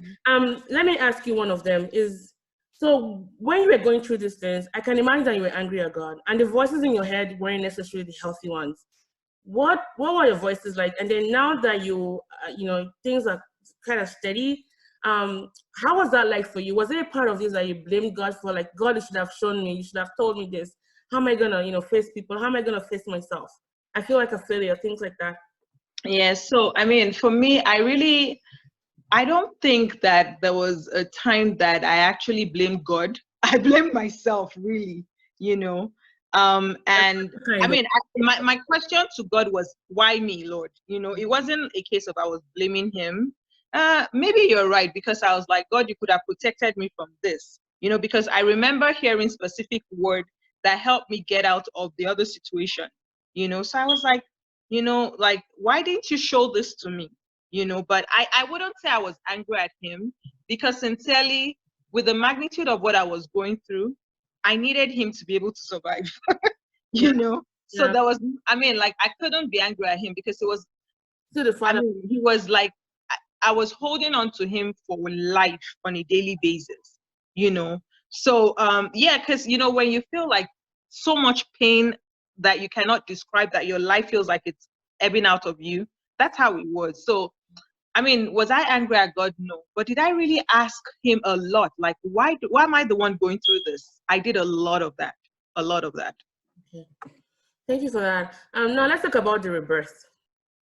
Like, so you found your voice, and I know you started your PhD and all of that to prove something to yourself, but regardless of whatever excuse you give for that, it's amazing that you stuck to that, and I'm so proud of you. And kudos on completing the third one. Oh my gosh, sis. Not yet completed, about to, in the next 1 month. Congratulations. But in your rebirth, I just want to first take a moment to just salute your mom and dad. I mean, like, this is a Korean bow. Thank them for just who they've been, and your family, like your sisters and everybody around you, and the people you mentioned, the pastors, the counselors. Because it takes a village to raise a child, and I think that's so applicable in your situation. The child that was in you, the child that you still are, because you still have to retain that childlike nature. But let's talk about your rebirth. Like, what's Tope like now? I have to say, I'm not the very gentle Tope that I used to be before. We like it like that. Who gentle him? Like, one thing I want to thank God for is that I think my heart was not. Thank you, Daddy One. Thank you. So yeah, that's American. So that's me in the black and pink over there, with Daddy and Mommy One. Yeah. Nice. So yeah, thank you. Yeah. So I would, for me, my rebirth. What was your question? How was that for me? Yes. What's Tope like now? So what's Tope like now?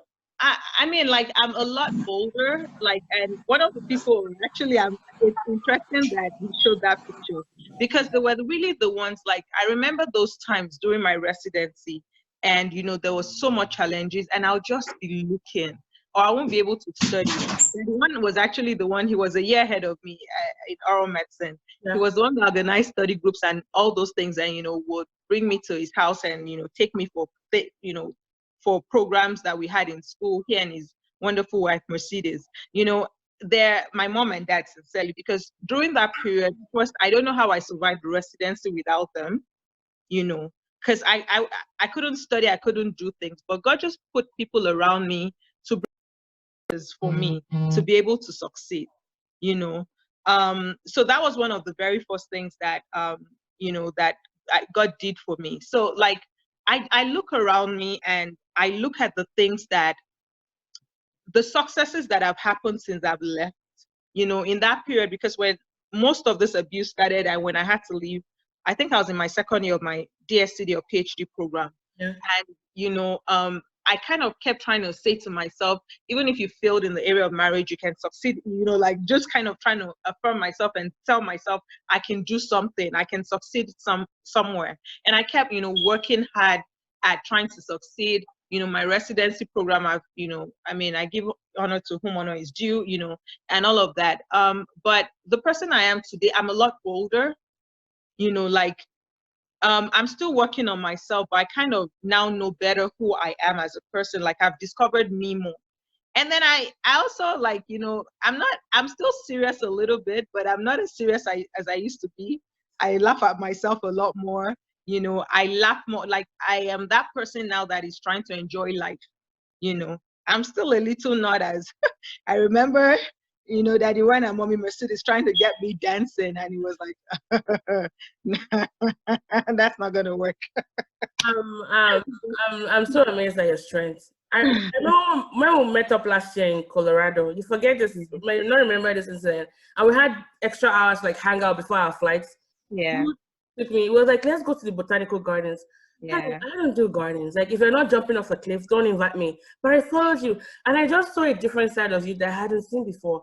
And the mix of flowers, because all flowers look the same to me. You could point out which one were tulips. You were telling me a lot about them. I was like, wow. Yeah. I had never seen that side of you. And even when my tree was dying in front of my house, you gave us an idea of how to like get that back when the flower bed was dying. Like, you're so resourceful, and there's so many sides to you that I'm glad that you're beginning to, you know, show that, you know, and that's amazing, because you're giving yourself that opportunity to blossom again, almost like the roses that you love. Yes, I love roses. I know. And you forgot to mention when you stand in front of the mirror, affirming yourself. Oh, yes. So one of the things that getting married to an abuser does to you is that, again, like I said earlier, they rob you of your self-esteem. So I felt like trash, sincerely. I really did feel like trash. So at some point every morning I will wake up. I mean, and I didn't think I was beautiful. I didn't think, you know, I could do it. I didn't think I was amazing. I didn't think I amounted to nothing. I mean, to anything. So when people talk down at me, I would say, well, my husband has already said that to me, so maybe they're right, you know. And that was how, you know, that was how I was for a while. But after a while, you know, because before I left the marriage, Yeah. somebody asked that question. So to that person said, if there was no abuse, would you have stayed? Yes, City asked that. I have stayed. Yeah. Possibly. And you know why? Because again, before actually I started seeing my identity just before I left that marriage. And like I started seeing my identity in Christ just before because then of course, you know, like I began to eat a lot. I was very slim before, and then I began to grow really fat because I was not eating, but like ice cream, you know, all those, you know, food, yeah, feel good. You know, I began to do a lot of ice cream and all of that. And then, you know, he would look at me and, you know, say things like, you look disgusting, you know, and I will just, but I found, again, like I said, again, I really would give glory to God because I found myself in him and I did not care about what he was saying to me again.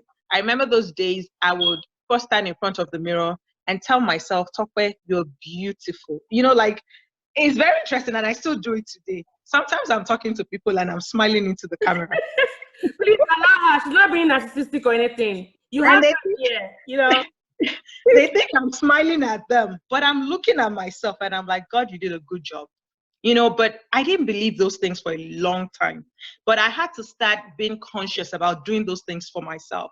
I'll stand in front of the mirror, and I remember those days when I started exercising too, and I was be exercising in the house, because I saw that I was getting big, my blood pressure was getting, way out. I was on medications already, and I was in the house and I'll be exercising, and he'll look at me and he'll be laughing at me, and I just, at that point, I had told myself, my dentist is not you anymore. I'm not gonna let myself be, Ridiculed by you. Yeah. no, you're not gonna bash me. So at that point, I really did not hear what he said to me anymore. Yeah. So like if the physical abuse did not continue, I feel like maybe I might have stayed, And maybe, yeah. but like I had found buffers around me to protect my heart. Yeah.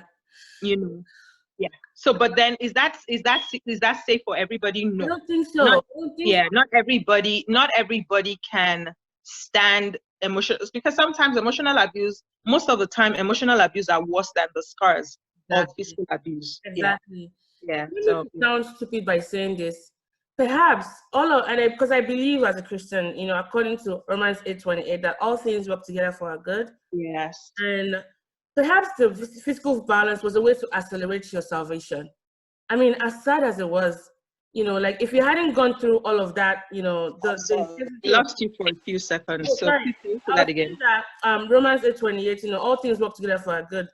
Is it safe to say, and I might be foolish for saying this, perhaps the physical abuse, because you had emotional abuse, like that was like the first sign, and the template and all of that. Perhaps the physical abuse was what accelerated your salvation. Because if it wasn't that intense, you probably would have still stayed. And you look like the married couple on Facebook or wherever you guys post your pictures, but you were just dying inside. A part of you was yourself was dying. People can't see that on Facebook. They can't see that on Instagram. Yeah, somebody's raising their hand. Sorry, Deji. Okay, I don't know who Deji Yeah, they is. can post their questions on there. Because I don't want that to be interrupted. But please post your questions in the comment sections. I can see all of that. Let me ask you this. We're wrapping up question. So I know for a fact that before I say that, last year when we met up in Colorado again, I remember when we were talking and we're just having that conversation and trying to like encourage each other and all that. You had said that your desire is to remarry and to pray for you, and you opened up to me and you're like, there was something that anytime you tried dating apps and you guys were having a conversation, to meet somebody in person, you just didn't want that interaction, that you could see yourself that the trauma was coming back again, and maybe there's something that you needed to address. And I say that to say that, number one, that was very, I mean, I don't know how to even describe it. What's filming? You're amazing. I think that's the word for it. But for you to be able to know that, okay, there's something going on here. I need help for that. Can you say a little bit about those that, like, at what point did you decide that, okay, I'm ready to remarry? And even in that desire, you can still have that desire, but there could still be some trauma that can still creep in. How are you going to figure that out? Yeah. So again, I mean, those things for me were in phases, and I think it's important that I talk to this phase of, of recovery. So my first phase was that I was numb, absolutely numb. So like if you mention man to me like this, I'm running in the opposite direction. Like I did not want to hear, the mention of a man, and I went from extreme fear for maybe 4 years, maybe 5, maybe 4 years. I believe it was about 4 years.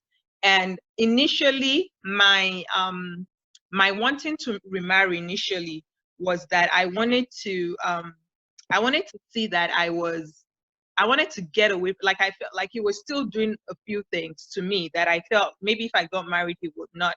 It wasn't because I was lonely or anything. It was because I'm like, I need protection. Do you understand? But then I realized that that's not really a good reason to want to remarry. Like, why do you, that's not a good reason for remarriage. And so I went through that phase, and then I went through, okay, I mean, I'd accomplished a lot, and it was like, okay, I need companionship. And of course, I went through the phase where I felt like, no, as a Christian, it's either you get married. I mean, if you divorce, you can never get married again, and all of that. And I remember I began to, search the scriptures. I began to read books. I remember that it was actually a Kenneth Hagin book on marriage, divorce, and remarriage that opened my eyes to the fact that, you know what? I mean, one of the things I started saying to people, if God does not come, if God, thank you, if God does not condemn you, sorry, that the one is reminding me of something I did when I was the first year resident. Oh, all right. Does not condemn you. Yeah. No one can condemn you, none. And when God said to me, like, I did not listen to people. When people were saying to me, go remarry, it wasn't on my mind because I hadn't settled it with God. And I didn't want to do something that I will end up doing and become and regret it, or I won't be able to enjoy life and marriage, you know. So, yeah, so I went through that, okay, I'm ready phase. But then by the time I thought I was ready and I started interacting with men, I'm like, no, I'm not ready at all. You know, like they scared me. So like, it was fine for me to talk to them, to talk to them on the phone and everything. But when it was time, hi Taiwo, how are you? You know, when it was time to actually meet with them, I froze. And I did not want to. And I realized that I wasn't, like, the little things would trigger stories of the past. Thank you. I saw that. Little things would trigger things from the past for me. And I was like, maybe I'm not ready again. Well, I have to say that is changing. Yeah. Okay, we can let the cat out of the bag. So I know you're saying somebody. Yeah. And we're not going to mention his name, but shout out to him. Hi. Shout out, you know yourself. But why this person, like, what's it been like, and how are you coping through that? There's always, not always. I can imagine that at the beginning phase, there was a lot of distress in your heart. Like, I don't want, like, almost like there's a comparison you're making, and you're like on hyper alert mode.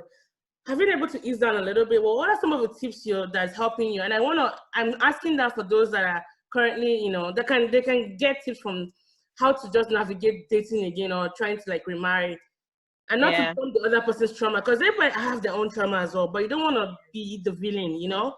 Yeah. So, I mean, I guess one of the things I did was that I was like, sincerely, I have to say, I really give him kudos. He has tried.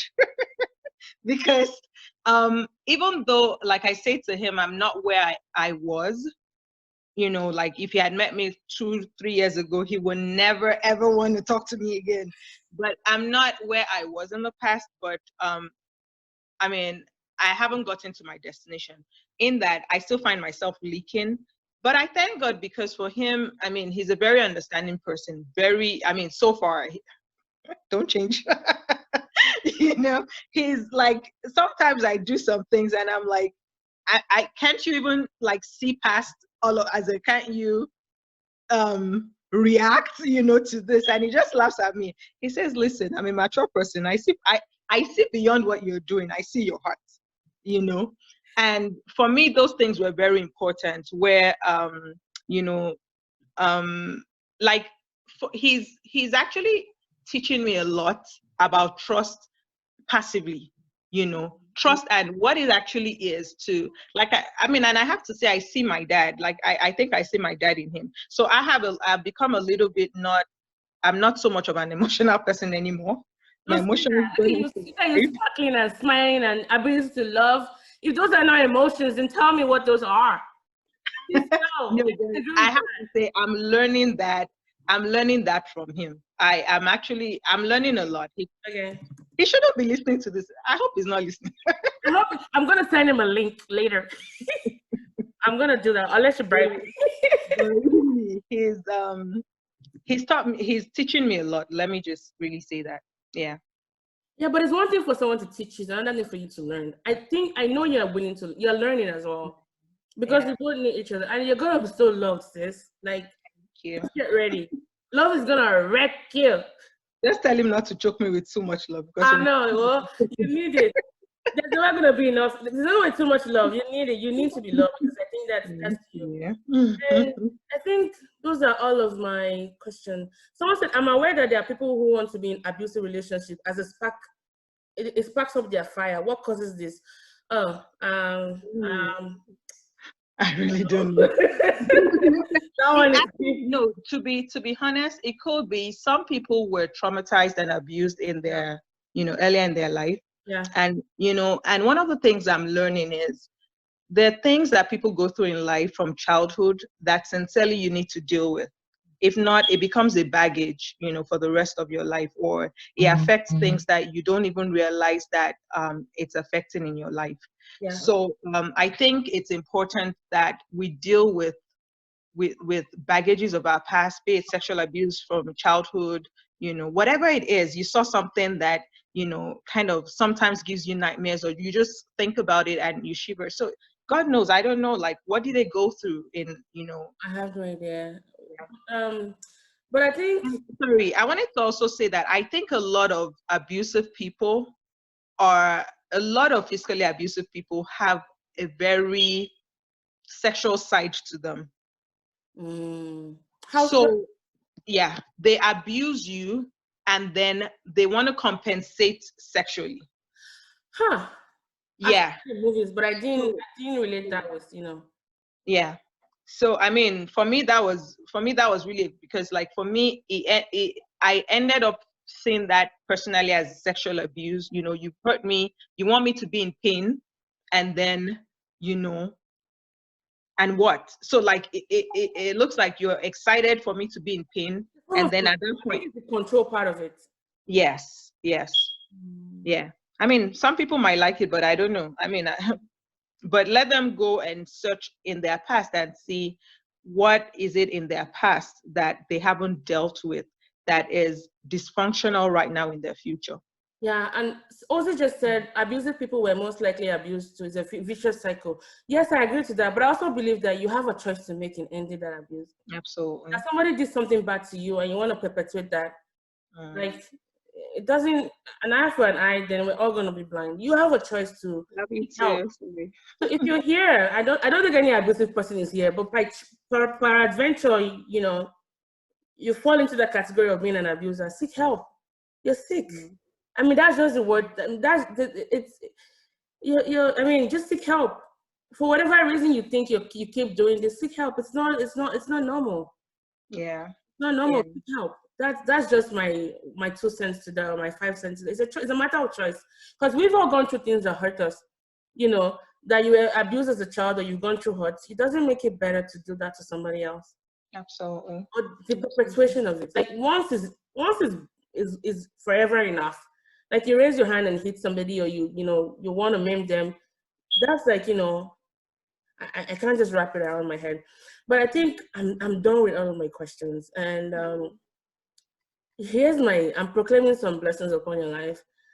I see the way you interact with your son. Like, I mean, I have not seen him in person, but I know you talk about him a lot. You're so mindful of him.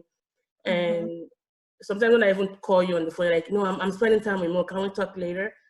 And I see all of things you do. I can't even imagine it's easy having to like co-parent with this person and you trying to open your heart again to love.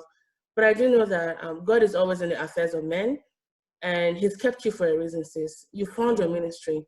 You being there to talk about your experience. I can't imagine that was an easy conversation to even begin with. I remember yesterday we still had to talk about it. But I thank you for your vulnerability. I thank you for just, putting all of the discomfort aside. Because I think as Christians, we need to start owning up to the lies we tell ourselves. Shame of what we've gone through is understandable, but don't let it hold you back. Absolutely. God, Jesus didn't die. Jesus died for all of that and more. Like the death on the cross, as a Christian, I believe in Jesus. That's a shameful death he died, because that's the kind of death you give, prisoners, thieves, and those that were scums of the earth. Like your bloodline is like poured if you are hung on a tree. He took all of that for us. You think while he was dying on the cross, you think like, this person is a divorcee. I'm not gonna die. Like, no. Like, pick up, find somebody to talk to. And if you're in a position of power as a Christian, or someone opened up to you, do not betray their trust. Even if you can't help them, pray with them and be like, I'm sorry, I'm not able to help you, but here's somebody I can refer you to. Let's start being intentional. Let's start being, how will I put it? Let's start being that place of hope and refuge to those around us.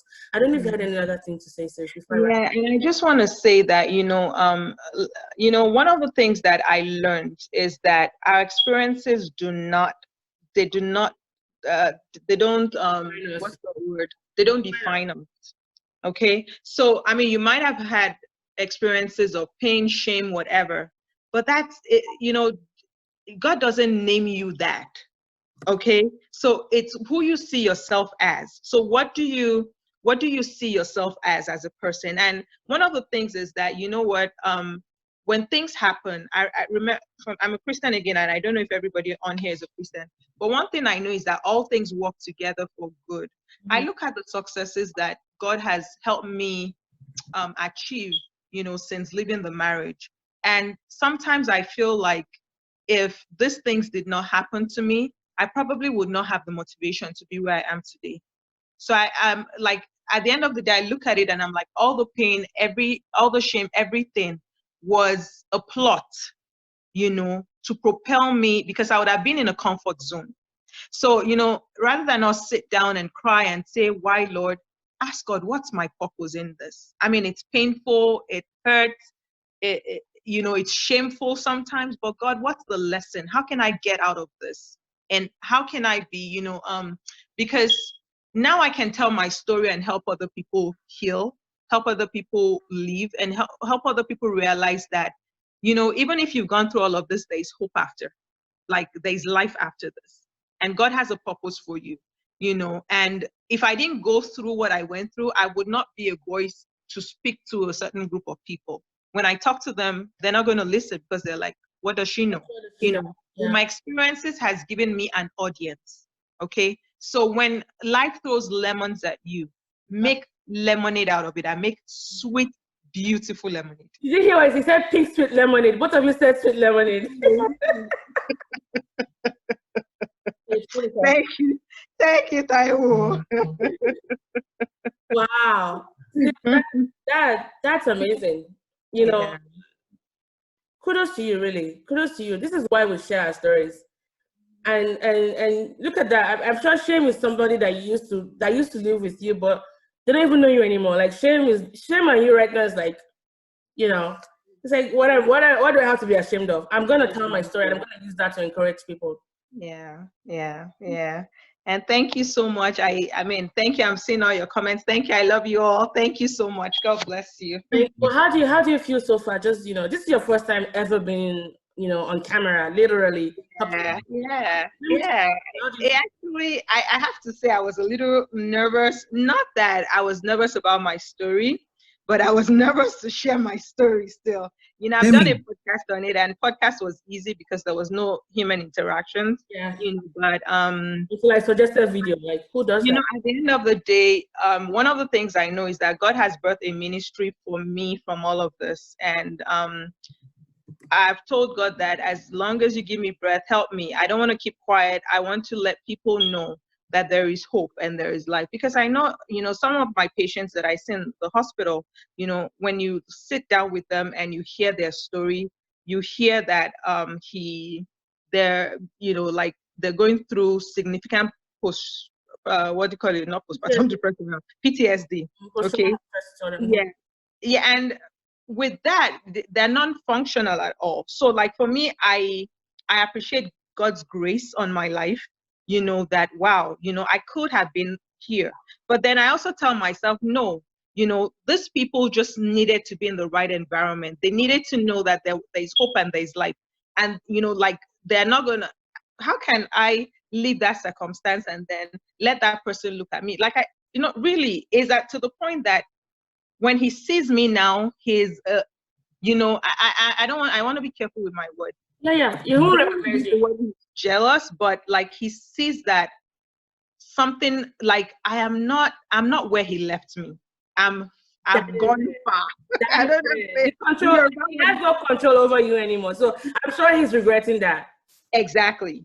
You know, so like, I mean, I'm like, it's not revenge, but it's that, listen. It is revenge. Just call it what it is. You're not doing it for him, but it's a side product, like a sweet side effect.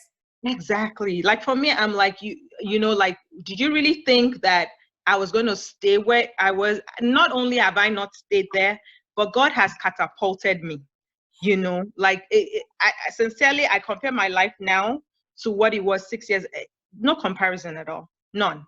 and it really is grace. It really is grace. And for me, I feel like, that's the story to tell every woman. You can go through stuff, but there is hope for you. There is life. Get up, keep moving, because there is grace available, and just turn to God, because really it's not that easy. I'm saying it like it's easy. It was not that easy for me at all, but grace has carried me thus far. And, the only way to rebound is really in Him. Man, we start calling Mama Gio, because that's just going to be grace, man. Because you're just radiating. There's only like a little halo like around your head. But that's it, guys. This is. I mean, she said it all. She said it all. Speak up. Find someone to talk to. Can someone reach out to you privately? Yes. I mean, please, email me. I would send out my email. Is it the Gmail one? Yes. So I will find her on Facebook and find her on. I'll put her Gmail address as well.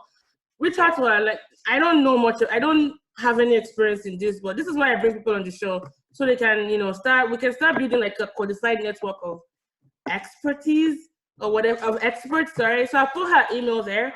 Make sure you email her, please. And if you have any questions, you want to reach out to somebody privately, this is very good at that. I might not be able to help, so I'm forwarding any of those kind of questions that, someone you want to confide to, please reach out to her. She's, yeah, and if you've been hard for a fool, maybe the person you marry doesn't seem like the person you're supposed to marry, or you start seeing all of those signs, speak up. I mean, as fast as you can. I'm not saying you should leave the marriage yet, but whatever it is you need to do to protect yourself and your sanity, maybe temporary separation is never bad to assess the situation. Have people that you can be accountable to. For Cece, it was her friends and her family. I think if somebody said, if you go back there again, I'm going to disown you. I wasn't sure if your mom. My mom. My mom said, if you go back there. Yeah, she was like, I know you want to die. So rather than you die, I'll first disown you. People are not kind lucky. So people's mom will tell them, after all, he's paying you, he's still giving you upkeep money. Find the voice of reasoning and start plotting your exit plan.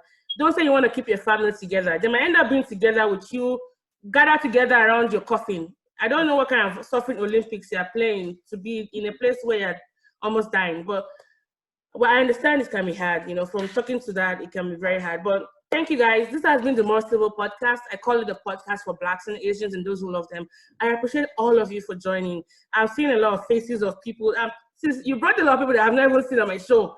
Like this caliber of fine gentlemen. I'm telling you, all these doctors and professionals, it's because of you. Thank you. Mutara is here. Ozzy is here. Joy is here. Jamie, we love you. Jamie, we love you. So much. Thank you all of you for joining, for your questions. Love you, mommy, daddy. Love you all. Maureen, Linda, sister. Love you, Tope. All of you, you can do your final shout out. You can unmute your mic and just do your final shout out. Thank you, guys. Thank you, Tope.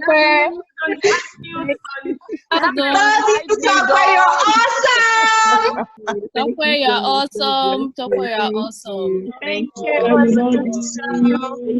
God bless you. Thanks for sharing your Keep story. going, Temi. Keep going, Temi. Now Tope is looking like mommy. She's getting fat.